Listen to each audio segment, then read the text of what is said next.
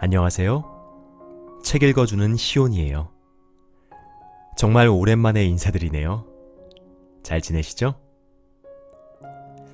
오늘은 낭독해드릴 책에 대한 짤막한 설명을 드린 뒤에 낭독하겠습니다. 오늘의 책 1일 1페이지 세상에서 가장 짧은 교양 수업 365는 제목이 참 깁니다. 가 아니고요. 이 책은 하루 한 페이지씩 1년 365일 동안 읽을 수 있도록 구성되어 있는데요. 화면에 보시는 것처럼 월요일은 역사, 화요일은 문학, 수요일은 미술, 목요일은 과학, 금요일은 음악, 토요일은 철학, 그리고 마지막 일요일은 종교로 요일별로 7분야의 지식을 배울 수 있게 구성되어 있습니다. 그래서 오늘은 그중 일주일 분량을 낭독하겠습니다. 기원전 2000년경 고대 이집트 왕들은 한 가지 문제로 골치를 썩고 있었다. 이웃 국가와 전쟁에서 승리할 때마다 많은 포로를 잡아 노예로 삼았지만 정작 노예들은 이집트인이 사용하는 상형 문자를 읽을 수 없었기 때문에 그들에게 서면으로 명령을 내릴 수 없었다. 이집트 상형 문자와 같은 초기 문자는 매우 복잡해서 배우기 어려웠다. 초기 문자 책에는 기호 하나가 하나의 관념이나 단어를 나타내는 수천 개의 기호로 구성되어 있었다. 그런 문자를 모두 외우려면 수년은 좋게 걸렸다. 실제로 극소수의 이집트인만이 이런 복잡한 문자를 읽거나 쓸 수 있었다. 현대의 거의 모든 알파벳은 4000년 전 고대 이집트인이 노예와 의사소통을 하기 위해 상형 문자를 간단하게 변형해서 만든 기호 체계에서 파생했다고 언어학자들은 추정한다. 여러 서양 국가에서 사용하고 있는 문자 체계인 알파벳의 발달로 고대 이집트인의 의사소통 방식도 바뀌었다. 간소화된 새로운 표기 체계는 하나의 문자가 하나의 소리값을 나타냈다. 이것이 알파벳 체계이다. 표기 방식의 획기적인 변화로 문자의 수는 수천에서 수십으로 줄었고 문자를 배우고 사용하는 일이 훨씬 쉬워졌다. 이렇게 이집트의 복잡한 상형 문자는 인류의 기억에서 사라졌다. 한동안 고대 유물로만 남아있던 이집트 상형 문자는 1799년 로제타 석이 발견되고 나서야 해독할 수 있게 되었다. 알파벳은 문자 체계로서 매우 성공적이었다. 이집트의 노예로 잡혀있던 사람들은 고국으로 돌아가면서 알파벳도 함께 가지고 갔다.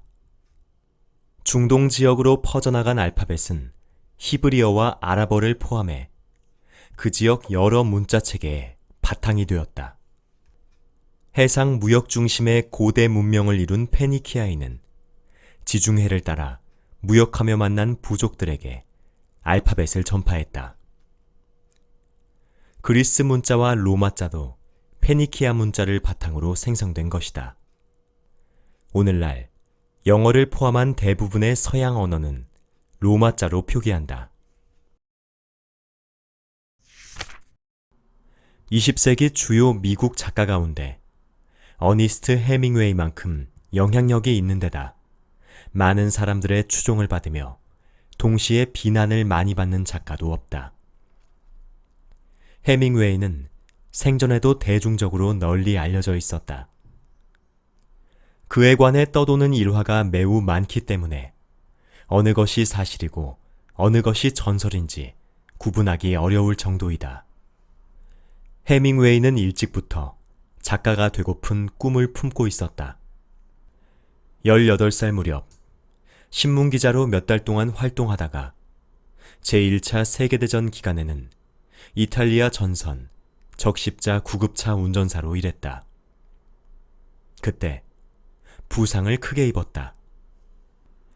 전쟁이 끝난 후 해밍웨이는 거트루드 스타인과 전쟁의 잔인함의 환멸을 느낀 이른바 잃어버린 세대 작가들과 함께 파리에서 몇 년을 보냈다. 그곳에서 자신의 트레이드 마크가 되는 문체를 다듬었다. 겉으로 보이는 간결함 속에 숨겨진 반복적이고 절제되고 자의식적인 남성적 산문체가 그것이다. 해밍웨이는 미시건 북부에서 보낸 유년기의 여름과 나중에 유럽을 여행하면서 얻은 경험을 바탕으로 수편의 단편 소설을 썼고 1926년 첫 주요 장편 소설 태양은 다시 떠오른다를 발표했다. 사회에 불만을 품은 미국인 젊은이가 스페인과 프랑스에서 여유로이 시간을 보내며 겪는 사건을 다룬 이 소설은 즉각적인 찬사를 불러일으켰다. 1929년에는 제1차 세계대전을 배경으로 미국인 구급차 운전사와 영국인 간호사의 비극적 연애를 그린 무기여 자리거라를, 1940년에는 종군기자로 참가했던 실제 경험에서 영감을 얻어 집필한 스페인 내전 게릴라에 대한 이야기 누구를 위하여 종은 울리나를 발표했다. 누구를 위하여 종은 울리나의 주인공은 이른바 해밍웨이 특유의 규범적 주인공이다. 즉, 주인공은 세상의 환멸을 느끼고 절제된 삶을 살면서 폭력이나 역경에 처했을 때 품위와 고결함을 보여주는 남성이다. 이름이 알려지면서 해밍웨이는 전쟁, 투, 사냥, 대어 낚시 등 한눈에도 남성적인 주제를 다루는 작가로 명성을 다져나갔다. 해밍웨이의 작품에 대해 남성다움을 꾸민 가식이라고 말하는 비평가도 덜어 있었지만 노인과 바다에서 보여준 부인할 수 없는 능수능란한 이야기 전개로 해밍웨이는 1954년 노벨문학상을 받았다. 그러나 작가로서 최고의 명예를 얻었음에도 말년에는 우울증과 건강 악화에 시달렸고 결국 1961년 권총으로 스스로 생을 마감했다. 하지만 현대소설 문체에 미친 해밍웨이의 영향력은 그야말로 절대적이다. 라스코 동굴벽화는 지금까지 알려진 가장 초기의 예술작품 중 하나다. 이 벽화는 1940년 프랑스 중부의 마을 몽티니악 인근에서 동굴 안으로 우연히 들어가게 된 4명의 소년에 의해 발견되었다. 동굴 안에서 아이들은 하나로 이어진 여러 개의 방을 발견했는데 그곳에 15,000년에서 17,000년 전에 그려진 것으로 추정되는 대략 1,500점의 동물 그림이 있었다. 벽화의 목적에 대해서는 여러 설이 있다. 어떤 원시인의 눈에 동굴의 천연지형이 동물 형상처럼 보였을 수도 있고 그 사람이 자신이 본 것을 다른 사람에게 알릴 목적으로 형상을 더욱 부각시키기 위해 덧그림을 그렸을지 모른다. 그림의 상당수가 쉽게 접근할 수 없는 높은 위치에 있는 것으로 보아 주술 행위에 사용된 것일 수도 있다. 선사시대 사람들은 동물의 그림을 매우 정밀하게 그림으로써 동물을 지배하는 힘을 얻거나 궁핍한 시대에 동물의 수를 늘릴 수 있다고 믿었을 것이다. 벽화 속 동물들은 검은 윤곽으로 그려져 있다.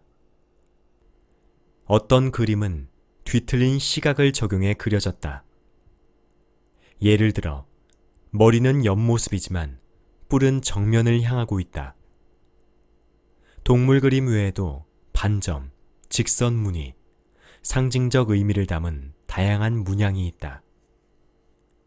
라스코 동굴에서 단연 장관을 이루는 방은 황소의 전당이라 불리는 곳이다. 이 방의 벽면 위로 하나의 이야기가 펼쳐진다. 벽을 따라 왼쪽에서 오른쪽으로 들소떼를 쫓고 포획하는 장면이 묘사되어 있다. 라스코 동굴벽화는 정밀조사를 한 결과 구석기 시대의 유물로 밝혀졌고 1948년 일반 대중에게 공개되었다. 그러나 1955년 무렵에는 하루 평균 1200명에 이르는 관광객들에게 노출되면서 동굴 내부의 작품들이 눈에 띄게 손상되었다. 한때 보호 조치가 취해지기도 했지만 결국 1963년에 폐쇄되었다.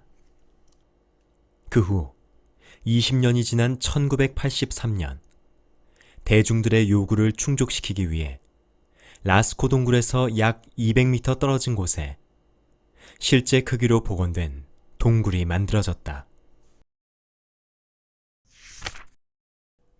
1997년 아기양 돌리의 탄생과 함께 생식적 복제가 세상에 소개되었다.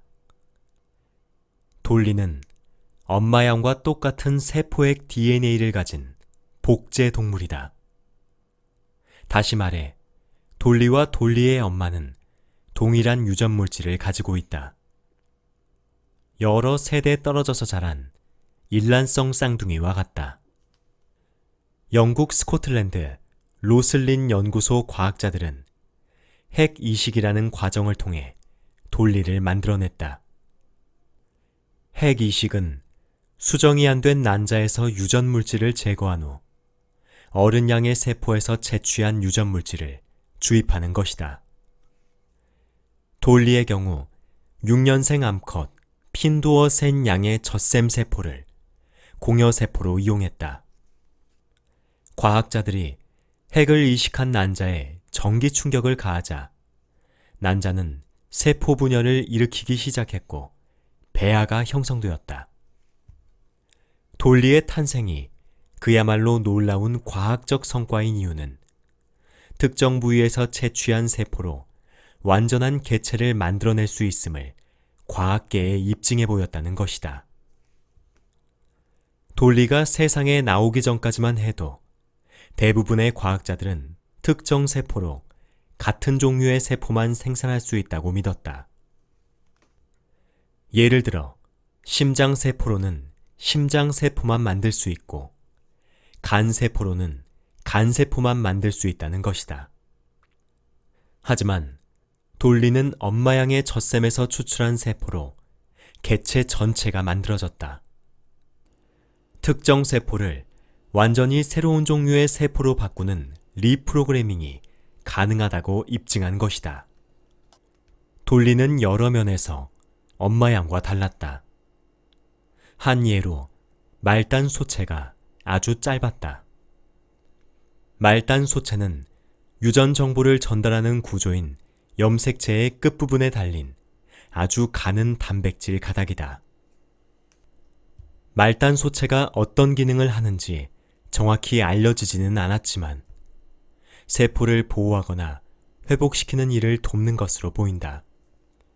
나이가 들수록 말단 소체는 점점 짧아진다. 돌리는 엄마 양의 6년 된 말단 소체를 물려받았기 때문에 태어나면서부터 같은 나이의 일반 양에 비해 말단 소체가 짧았던 것이다. 대부분 정상처럼 보였지만 사실 돌리는 폐암과 심한 관절염을 앓다가 태어난 지 6년이 되는 2004년에 안락사에 처해졌다. 일반 핀도어센 양의 평균 수명은 11년에서 12년이다. 멜로디는 일반적으로 선율이라고도 일컬어지며 음악에서 가장 쉽게 알아볼 수 있는 요소라고 할 수 있다. 화음과 리듬과 더불어 음악의 3대 기본 요소인 멜로디는 한 가지 악기나 여러 악기로 연주할 수 있다. 멜로디는 음악적인 소리를 낼 수 있는 순서로 음이 연속적으로 배열한 것을 말한다. 멜로디를 이루는 음들은 일종의 통일성을 이루거나 서로 밀접하게 묶여 있는 것처럼 보인다. 멜로디는 여러 음이 연달아 연주되지만 한꺼번에 들리지 않는다는 점에서 화음과 구별된다. 시간이 흐르면서 멜로디의 의미가 확장되어 익숙하지 않아서 모험적으로 들리거나 심지어 귀에 거슬릴 수 있는 연속된 음까지 멜로디에 포함되었다. 모차르트, 슈베르트, 시벨리우스는 멜로디를 만드는 천재로 자주 언급된다. 반면에 스트라빈스키 같은 모더니즘 음악가들은 18에서 19세기 작곡가들이나 오늘날의 일부 청중의 귀에 소음으로 여겨질 수 있는 멜로디를 썼다. 스트라빈스키의 발레곡 봄의 제전에서 시작 부분의 선율은 머릿속에서 쉽게 잊혀지지 않을 것이다. 대개 멜로디는 더 짧은 음악 단위인 악구로 나뉜다. 악구는 일반적으로 종지라 불리는 쉬는 지점에서 끝난다. 멜로디의 전체 구조를 구성하는 악구는 종종 묻고 답하는 듯한 느낌을 준다. 멜로디의 한쪽 부분에서 음악적 아이디어를 제기하면 다른 부분에 그 아이디어에 대답하거나 그것을 완성하는 형식이다. 이때 미완성된 것처럼 들리는 종지로 악구가 끝나면 그 악구를 가리켜 선행구라 한다. 선행구 다음에 오는 악구로서 완벽히 마친 느낌을 주는 종지로 끝나는 악구를 가리켜 후속구라 한다. 서양 철학의 아버지라 여겨지는 소크라테스는 단 한 권의 책도 쓰지 않았다. 우리는 다른 사람이 쓴 그에 관한 글을 통해 간접적으로만 그를 알고 있다.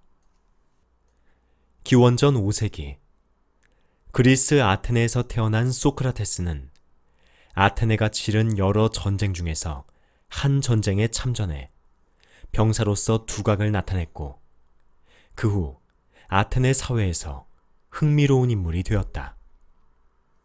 그는 누구든 상관없이 만나는 사람을 붙잡고 대화를 나눴다. 그리스 전역을 여행하며 젊은이들에게 돈을 받고 수사법과 정치적 기술을 가르치는 소피스트들과 달리 소크라테스는 돈을 받지 않았다. 무엇보다도 그는 아무것도 가르칠 것이 없다고 주장했다.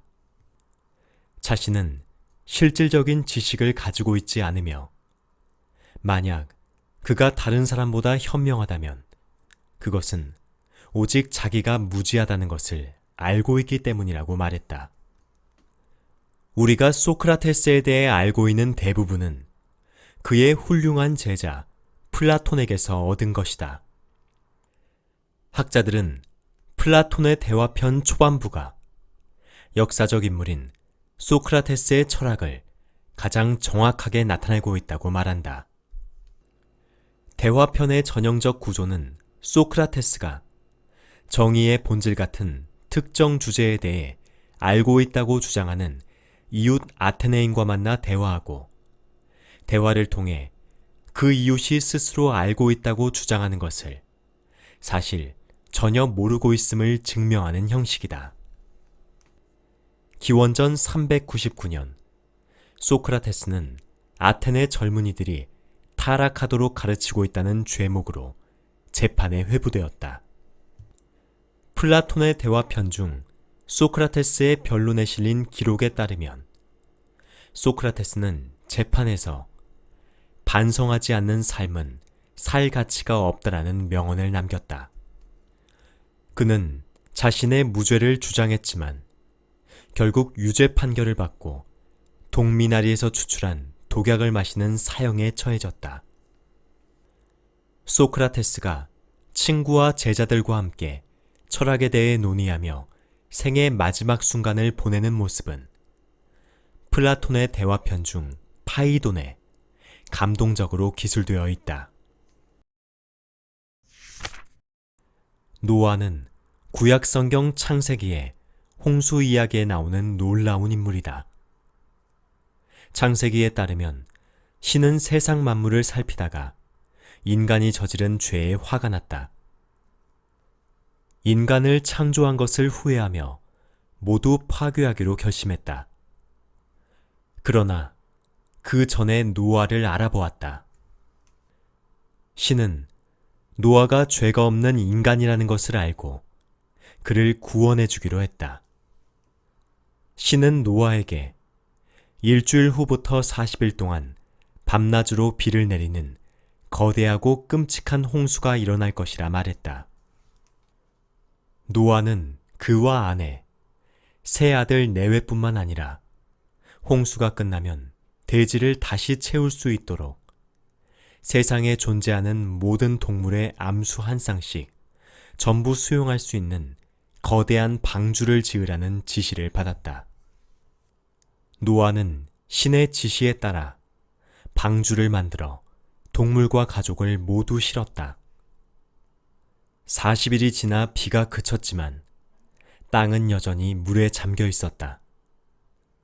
물이 언제 빠지는지 알아보기 위해 노아는 창을 열어 비둘기 한 마리를 내보냈다.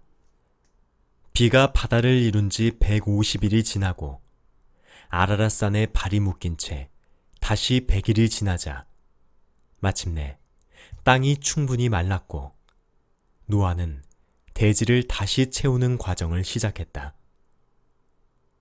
방주를 완전히 비우고 동물들이 짝짓기를 하게 했다.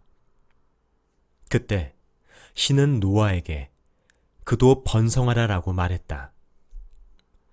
신은 노아에게 다시는 인간을 파멸시키지 않으리라 약속했고 그 약속의 상징으로 무지개가 나타나도록 했다. 기독교와 유대교에서는 노아의 이야기를 서로 조금 다르게 해석한다. 기독교도 역사학자나 신학자들은 노아가 신뢰와 복종으로 표현되는 신에 대한 이상적인 믿음을 대표하며 그런 신앙심 때문에 노아와 그 가족이 살아남았다고 말한다. 유대교도 분석가들은 노아가 마지못해 신의 계시를 믿었고 노아가 마지막 순서로 방주에 들어간 것이 그 증거라고 말한다. 신에 대한 노아의 믿음이 그다지 강하지 않았을지도 모른다는 말이다. 이런 시각의 차이에도 불구하고 두 종교 모두 노아와 홍수를 종교적 서사의 중요한 표현으로 보고 있다.